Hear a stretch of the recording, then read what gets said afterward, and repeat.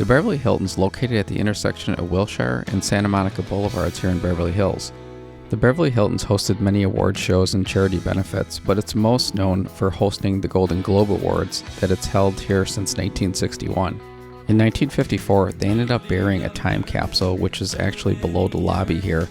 It's set to be opened in 2054, and it contains a 1954 almanac, a phone directory, a copy of the Beverly Hills Daily News Life, and a recording of the 5 most popular tunes that week.